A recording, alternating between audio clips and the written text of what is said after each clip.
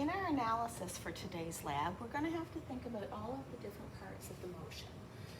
Where the mass slides through the tube, that's where we're going to apply conservation of energy. Where the mass flies through the air and falls on the table, that's where we're going to apply projectile motion. So I'm going to write out some things for projectile motion first.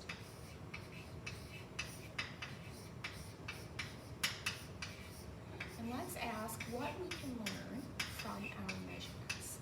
The measurements we have for the projectile motion portion are, we know the horizontal distance it travels, we've called that r.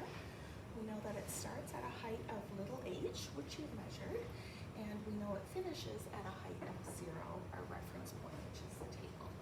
So let's think about how to do that analysis for the projectile motion part.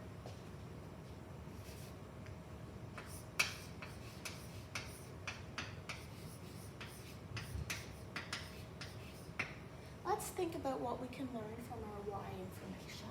Let's write down our y equation. Y equals y0 plus v0y times t plus 1/2 ay t squared. Let's think about what we know in this equation. Y is our final height, that's 0. Y0 is our initial height, that's our lowercase h. So you know this number, you've measured it. Voy is the y component of the velocity when it shoots out of the tube. So here's something where we have to remember that when it comes out of the tube, its velocity at this point is horizontal. Because it's horizontal, the x component of the velocity is the whole thing, and the y component is 0. So we've got plus 0 times t plus 1/2 ay, this is flying through the air, it's projectile motion. Ay is negative 9.81 meters per second squared times t squared. Let's just simplify a little bit. 0 equals h plus 1/2 times minus 9.81 meters per second squared times t squared. The only number you don't know in this equation is t, so we can solve for t. Okay, so we can find the time that it's in the air for the projectile motion part. What else could we learn? If we write this equation in horizontal, x equals xo plus vox times t plus 1/2 ax t squared. Now we know a lot of information for this equation.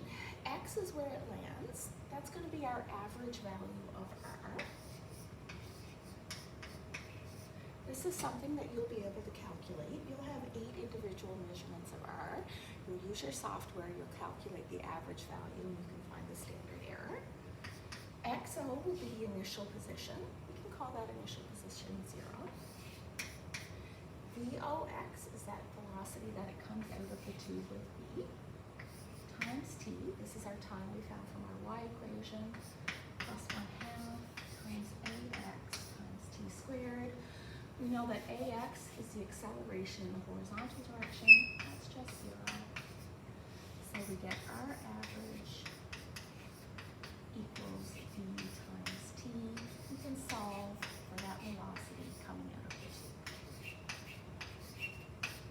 Okay, so our projectile motion has given us lots of information. It let us find the time that it was in the air and the speed with which it comes out of the bottom of the tube.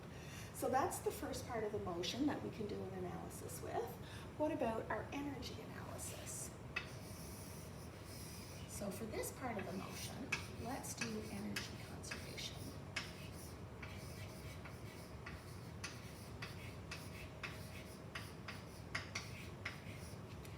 So in our energy conservation, let's make some space and then we'll write that down.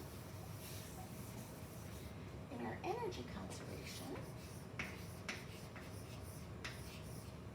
we say that final mechanical energy equals initial mechanical energy plus work done by non-conservative forces.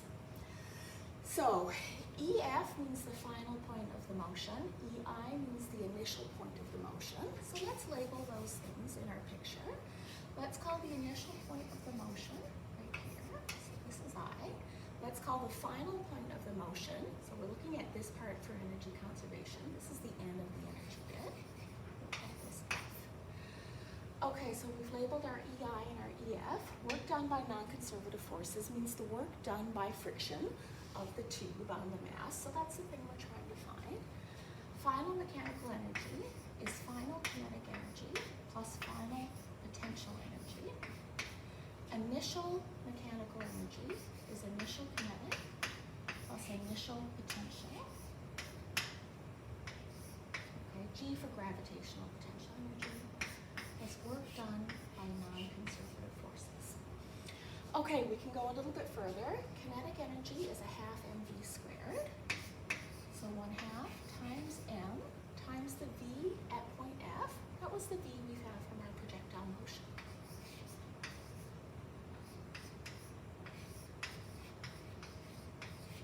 So we've already found that v. UGF is the final gravitational potential energy, m times g times lowercase h. That equals initial kinetic energy, 1/2 times m times the speed at this top point. That was 0 because we released it from rest. So we've got 1/2 times m times 0 squared plus initial gravitational potential energy. That's m times g times uppercase h. Plus the work done by non-conservative forces. Okay, let's just simplify a tiny bit. I'll point out here that the things we're talking about right now are EF, our EI, our energy here, our energy here. These concepts will help you answer your first few questions in the lab as well. So your expressions like KF is a half mv squared and UGF is mgh, you'll be able to use those in the first few questions. So 1/2 times m times v squared plus mgh little h equals m times g times big H plus work done by non-conservative forces. We cannot cancel our m's here because we don't have an m in every single term. However, we do know all of this information, so we could find our work done by non-conservative forces. We can do that calculation. Okay, so that's one of our goals in today's lab, calculating the work done by the non-conservative forces. That's done by friction. Our goal is also to find the value of the friction force. Here's where we remember that our work done by friction is the magnitude of the friction force times the magnitude of the displacement times the cosine of the angle between the force and the displacement. We have to think carefully here. If we have our mass on the track at this point, when we draw the free body diagram, the normal force is perpendicular out, force due to gravity is straight down. Friction opposes the motion, so our friction is back up the hill and our displacement is forward. So that's the important bit for this equation. Friction is backwards, displacement is forward. The angle between the friction and the displacement is 180 degrees. Because friction always opposes the motion. So our work done by friction is F times D times cosine 180 degrees. Your lab information is going to give you the value of D. You've just calculated the work done by friction. So now you can find your friction force F.